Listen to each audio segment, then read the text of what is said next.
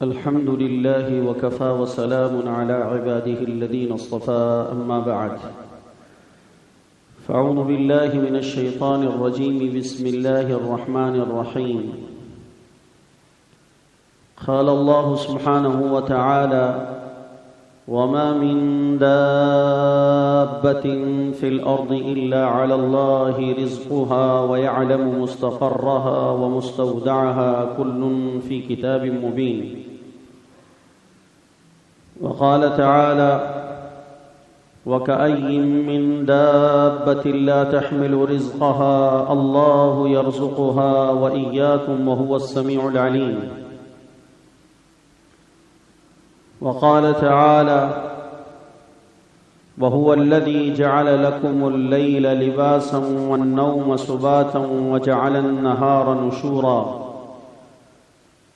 وعن ابن مسعود رضي الله تعالى عنه قال قال رسول الله صلى الله عليه وسلم ليس من شيء يقربكم من الجنة ويباعدكم من النار إلا قد أمرتكم به وليس شيء يقربكم من النار ويبعدكم من الجنة إلا قد نهيتكم عنه وإن الروح الأمين وفي رواية وإن الروح القدس نفث في روعي أن نفسا لن تموت حتى تستكمل رزقها فاتقوا الله وأجملوا في الطلب ولا يحملنكم استبطاء الرزق أن تطلبوه بمعاصي الله فإنه لا يدرك ما عند الله إلا بطاعته أو كما قال عليه الصلاة والسلام رواه البغوي في شرح السنة ورواه البيهقي في شعب الإيمان أو كما قال عليه الصلاة والسلام.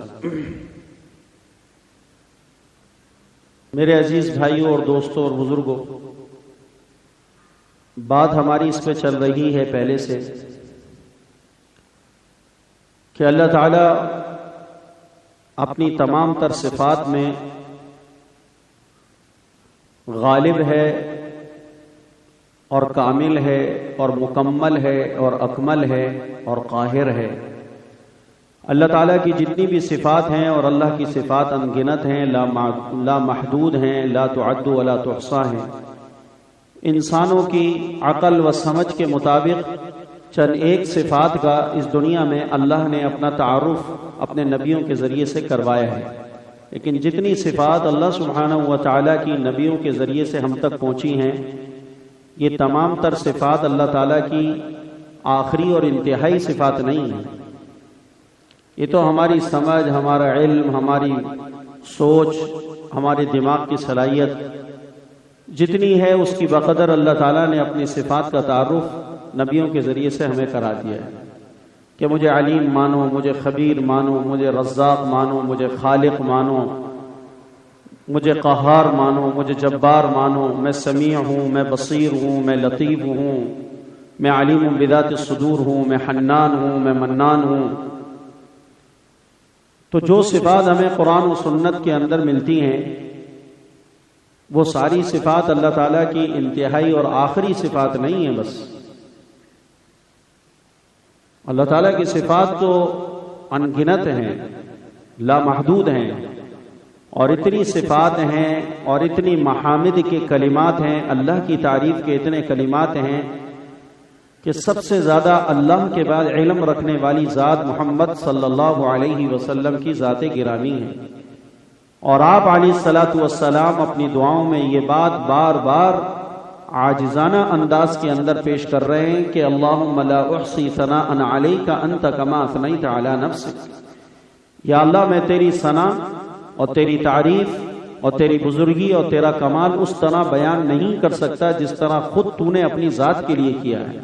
میں نے جو کچھ بیان کیا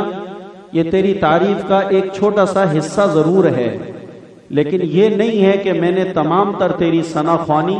اور تیری تمام تعریف کا میں نے احاطہ کر لیا ہے اور بالاستیعاب میں احاطہ کر چکا ہوں. ایسی بات ہرگز نہیں ہے. تو جب نبی پاک علیہ الصلاۃ والسلام جن کے پاس اللہ کی صفات کا، اللہ کے کمالات کا، اللہ کی بزرگی کا، اللہ کے فضل کا، اللہ کے احسان کا، اللہ کی عطا کا وہ علم ہے کہ جو علم کائنات میں سے کسی بھی مخلوق کو نہیں، وہ ذات اللہ تعالیٰ کی تعریف کے اندر یہ کلمات ذکر کر رہی ہے۔ اور خود پیارے آقا نے فرمایا کہ جب قیامت کا دن آئے گا تو سارے انبیاء نفسا نفسی میں ہوں گے، نفسی نفسی ہو رہی ہوگی، سارے دنیا کے انسانوں میں نفسی نفسی ہوگی۔ اس وقت میں اللہ تعالیٰ کی بارگاہ میں انسانیت کی سفارش کے لیے اپنے آپ کو آگے بڑھا کر پیش کروں گا، اور میں اس وقت اللہ کے حضور کے اندر سجدہ کر کر اللہ تعالیٰ کی تعریف کے کلمات کے ذریعے سے اور اللہ کی بزرگی اور تعریف اور محامد کے کلمات کے ذریعے سے میں اللہ پاک کی خوبی اور تعریفیں بیان کروں گا۔ اور ایسے تعریف کے کلمات اس وقت اللہ تعالیٰ میرے دل میں القاء کریں گے،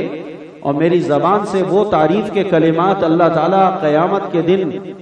میدان معشر میں میری زبان سے وہ کلمات اللہ جاری کرائیں گے کہ میں اس دنیا میں خود بھی نہیں جانتا کہ وہ تعریف کے کلمات کون سے ہوں گے، مجھے نہیں پتا۔ اس سے بھی پتہ چلا کہ انبیاء عالم الغیب نہیں ہوتے، انبیاء کے پاس غیب کا علم اتنا ضرور ہے جتنا اللہ نے ان کو اطلاع کر دی، بتا دیا، براہ راست بتایا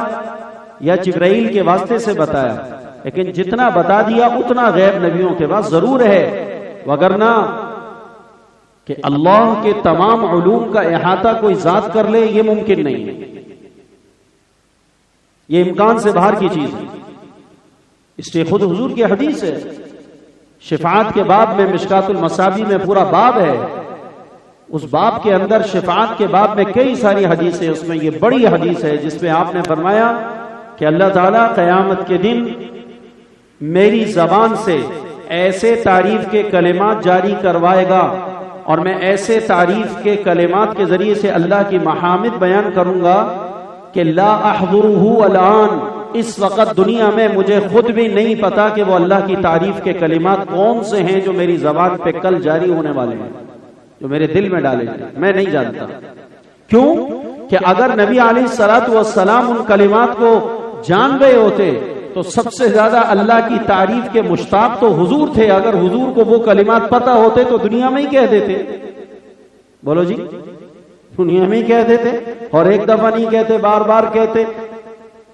کیونکہ سب سے زیادہ اللہ کی تعریف کے مشتاق، دلدادہ،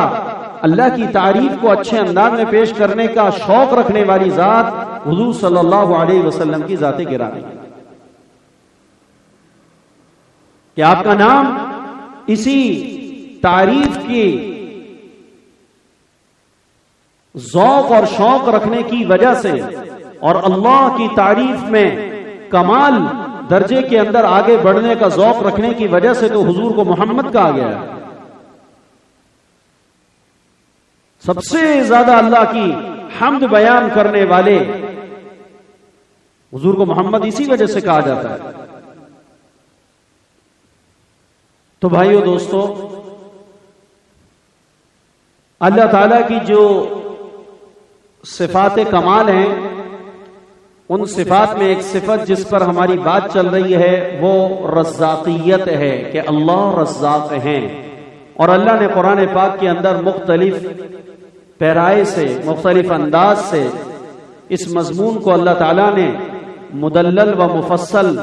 اللہ تعالیٰ نے قرآن پاک کے اندر بہت ساری جگہ پہ ذکر کر کے اپنے بندے کو بارہا مرتبہ یہ اطمینان دلایا کہ تم گھبراؤ نہیں، تم پریشان مت ہو، میں تمہارا رب ہوں، تمہارا پیدا کرنے والا ہوں، تمہاری ضروریات تمہارے اندر رکھنے والا میں ہوں، ان ضروریات کا اس سارے کے سارے کائنات کے کارخانے میں انتظام بنانے والا میں ہوں، میں تمہیں رزق عطا کروں گا، تمہارے بچوں کو بھی میں دوں گا، تمہاری بیویوں کو بھی میں دوں گا، تمہارے ماں باپ کو بھی میں دوں گا، رزق میرے ذمے ہے، رزق میرے ذمے ہے، رزق میرے ذمے ہے، اور صرف تمہارا نہیں، ساری کائنات کی جتنی بھی مخلوق ہے، اور یہ انگنت مخلوق ہے جس کو تم شمار نہیں کر سکتے، اس ساری مخلوقات کی روزی میں نے ہی اپنے فضل سے، اپنے جود اور اپنے کرم سے اپنے اوپر لے رکھی ہے، اور میں سب کو پہنچا رہا ہوں، سب کو دے رہا ہوں۔ تو تمہارے گھر کا ایک چھوٹا سا چولہا جلانا مجھ رب کے لیے کیا مسئلہ ہے؟ جس رب نے ساری کائنات کے چولہے جلا رکھے ہیں اور جس رب نے ساری کائنات کے چراغ جلا رکھے ہیں، تیرے گھر کا چراغ ہے ہی کتنا، تیرے گھر کا چولہا ہے ہی کتنا کہ اس کے لیے تو فراڈ کرے، اس کے لیے تو دھوکہ دے، اس کے لیے تو ملاوٹ کرے، اس کے لیے تو جھوٹ بولے، اس کے لیے تو جھوٹی قسمیں کھائے اور جھوٹی قسمیں کھا کر اپنا سودا بیچے، اور اس کے لیے تو مال کے عیب کو چھپا کر سامنے مسلمان بھائی کو دھوکہ دے کر اور اس کی جیب سے پیسے نکالنے کو اپنا کمال فن سمجھے۔ اس کی ضرورت کیا پڑی ہے؟ اس کی حاجت کیا پڑی ہے؟ ہاں، میں نے کوئی کام ذمہ لیا ہے اور ذمہ لینے کے بعد اس کام میں کوتاہی کر رہا ہوں، اور ہزاروں اور لاکھوں تیرے پاس شہادتیں ایسی جمع ہو جاتی ہیں جو یہ شہادتیں دیتے ہوں کہ ہمارا رزق، ہماری ضروریات کا پورا کرنا اللہ نے اپنے ذمہ لیا، لیکن اللہ تعالی ہماری اس ضروریات کو پورا نہیں کر رہے۔ گورنمنٹ نے کہا تھا پانی دیں گے، ایسے سینکڑوں ہزاروں لوگ کھڑے کر سکتا ہوں میں جو یہ کہیں گے گورنمنٹ اپنے وعدے میں جھوٹی ہے۔ پانی گورنمنٹ نے کہا تھا کہ ہم تمہیں بجلی کی فراہمی دیں گے، میاں صاحب کی حکومت ہے، انہوں نے حکومت لیتے وقت جھوٹے وعدے قوم سے کیے اور یہ کہا کہ جناب 1 سال کے اندر اندر ہم پنجاب کی بجلی کا اور 2 سال کی مدت میں پورے پاکستان کی بجلی کا مسئلہ حل کر دیں گے، لیکن آج پورا پنجاب گواہ ہے، کروڑوں کی آبادی کا پنجاب ہے جو یہ کہتا ہے میاں صاحب اپنے دعوے میں کیا تھے؟ جھوٹے تھے، فراڈ کیا ہے۔ پیپلز پارٹی کا پاکستان بننے سے لے کر اب تک وجود ہے، اور پیپلز پارٹی اس وقت سے لے کر آج تک 60-70 سالوں سے یہ دھوکہ دیتی قوم کو آ رہی ہے، روٹی کپڑا مکان۔ آج تک نہ روٹی قوم کو دی سندھ والوں کو، نہ کپڑا دیا انہوں نے، نہ مکان دیا۔ ایک صاحب جلے کٹے تھے، انہوں نے BBC کے اندر ایک انٹرویو دیا، حکومت تھی باجی کی اس وقت، تو اس وقت وہ جلا کٹا کوئی جیالہ ہی تھا، اس نے BBC کو انٹرویو دیا، اس نے کہا کہ ہماری حکومت آ گئی اور ہمارے سے یہ وعدے کیے گئے، ہم نے اپنے ووٹ دیے، اپنی قوم کے ووٹ دلوائے اور یہ ہوا اور وہ ہوا، اور اس کے بعد ہمارے ساتھ جو وعدے کیے گئے تھے روٹی کا، کپڑے کا اور مکان کا، 3 وعدے ہماری پیپلز حکومت نے ہم سے کیے تھے کہ عوام کو یہ دیں گے، اور تینوں وعدوں کے اندر ہماری حکومت کیا ثابت ہوئی؟ جھوٹی ثابت ہوئی۔ کیا ثابت ہوئی؟ جھوٹی ثابت ہوئی۔ ہمیں کیا ملا؟ روٹی کے بدلے میں ہمیں ملی گولی، روٹی کے بدلے میں ملی ہمیں، اور کپڑے کے بدلے میں ملا ہمیں کفن۔ کیا ملا؟ اور مکان کے بدلے میں ہمیں ملی قبر۔ تو روٹی کپڑا مکان کا مطلب یہ تھا کہ پیپلز پارٹی نے سندھ کی عوام کو دھوکہ دے کر یہ بتایا کہ ہم تمہیں روٹی کے بدلے میں دیں گے گولی، اور کپڑے کے بدلے میں ملے گا کفن، اور مکان کے بدلے میں ملے گی، بولو، قبر ملے گی۔ کہا یہ تو سب کچھ ہوا ہے، لیکن روٹی کے بدلے میں روٹی ملے اور کپڑے کے بدلے میں کپڑا ملے اور مکان کے بدلے، یہ نہیں ہوا ہے، اور آج تک پورا سندھ اس کے اوپر گواہی دے رہا ہے۔ یہ تو ہمارے ہاں ایسی بیوروکریسی اور ایسا نظام جکڑا ہوا ہے کہ قوم اس جھنجال سے نکلنے کی صورت ہی نہیں ہے قوم کے پاس، مجبور ہے انہی کو ووٹ دیں گے، انہی کو نمائندگی دیں گے، انہی کو لے کر آئیں گے جن کو نہ کلمہ آتا ہے، نہ جنازے کی نہ دعا آتی ہے، نہ ان کو تحیات آتی، نہ ان کو درود شریف آتی، نہ ان کو دوسرا کلمہ آتا، پتہ نہیں میڈیا پہ تو کیا کیا الا بلا سب چل رہا ہے۔ یہ دیکھو جی، یہ نمائندے ہیں، یہ قوم کے جو ہے یہ نکلے، یہ بنے، اور یہ قوم کے کشتیوں کو جو بھور میں پھنسی ان کو نکالنے کے لیے آئے میدان عمل میں کود کے۔ ان کا حال یہ ہے کہ یہ مسلمان کہلاتے ہیں، ان کو پہلا کلمہ نہیں آتا۔ تو ایسے آپ کو ہزاروں لاکھوں لوگ ملیں گے، اور ہر ملک میں اس طرح کے احتجاج آپ کو ملیں گے، لیکن اللہ تعالیٰ نے ذمہ داری لی ہے، اور اللہ سبحانہ و تعالیٰ اس ذمہ داری میں العیاذ باللہ ناکام ہے، اور اللہ اس میں فیل ہیں، اور اللہ تعالیٰ اس ذمہ داری کو پورا نہیں کر پا رہے، اور بہت بڑا بوجھ اور بہت بڑا کام اللہ نے ذمہ لے لیا کہ اللہ کی جو ہے وہ دستے قدرت سے اور اللہ تعالیٰ کے قبضے سے وہ کام زیادہ ہوا ہے، اور اتنا بڑا کام ذمہ لے کے اس کو کر نہیں پا رہے۔ ایسی کائنات کے اندر ایک مخلوق کی طرف سے بھی احتجاج ریکارڈ کرانا آپ کو نہیں ملے گا، ایک مخلوق سے بھی نہیں ملے گا۔ کبوں سے پوچھو تمہارے اللہ نے رزق ذمہ لیا تھا، تمہیں رزق مل رہا ہے؟ کہاں اللہ ہمیں رزق دے رہا ہے۔ ہم میں سے کوئی فرد بھی ایسا نہیں ہے جو بھوکا سو جاتا ہو۔ چڑیا سے پوچھ لو، مینا سے پوچھ لو، طوطے سے پوچھ لو، کبوتر سے پوچھ لو، اور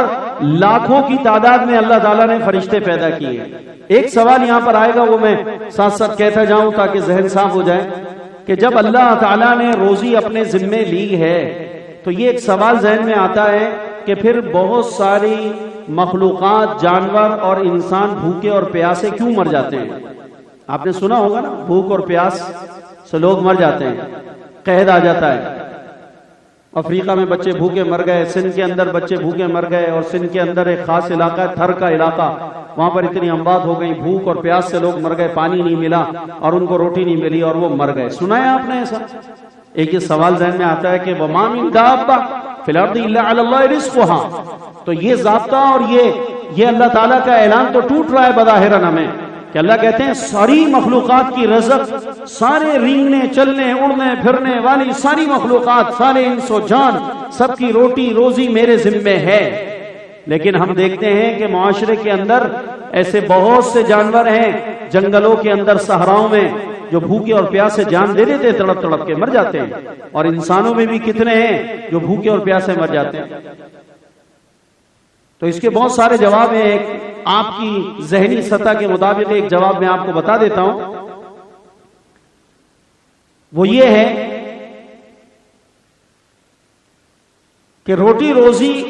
اللہ ہی کے ذمے، اس کے باوجود بعض لوگوں کا بھوک اور پیاس اور افلاس سے مر جانا، یہ دراصل اس وجہ سے ہے کہ اللہ تعالی نے ہر انسان کی اجل اور موت تک کی ذمہ داری رزق پہنچانے کی لی ہے۔ جب وہ ٹائم اس کے اجل کا، مرنے کا آ جاتا ہے تو لا محالہ اس کو مرنا پڑتا ہے۔ رزق کی جو ذمہ داری ہے اس کا تعلق انسان کی اجل اور موت تک ہے، اس کے وقت مقررہ تک ہے، اور جب وہ وقت آ جائے گا تو انسان کے لیے مرنا، ہلاک ہونا، انسان کے لیے یہ یقینی ہو جائے گا۔ دوسری بات یہ کہ اللہ تعالیٰ نے تمام انسانوں کے اندر اموات کے جو اسباب ہیں وہ مختلف بنائے۔ موت کے اسباب جو ہیں دنیا میں مخلوقات کے لیے، بولو، مختلف بنائے۔ کوئی بیماری سے مرے گا، کوئی ایکسیڈنٹ سے مرے گا، کوئی بخار سے مرے گا، کوئی سر درد سے مرے گا، کوئی ہارٹ اٹیک سے مرے گا، کوئی بلڈ پریشر سے مرے گا، کوئی شوگر سے مرے گا، کوئی دیوار میں دب کے مرے گا، کوئی پانی میں ڈوب کے مرے گا، کوئی غرق ہو کے مرے گا، اور کوئی جل کر مرے گا، تو یہ سارے موت کے کیا ہے؟ مرنے کے مختلف اسباب ہیں، یہ موت کے سارے مختلف اسباب ہیں۔ تو من جملہ ان اسباب کے مرنے کا ایک سبب بعض مخلوق کے لیے اللہ نے بھوکا مرنا، پیاسا مرنا بنایا۔ من جملہ اور اسباب کے بعض مخلوقات کے لیے اللہ نے ایک سبب مرنے کا بھوکا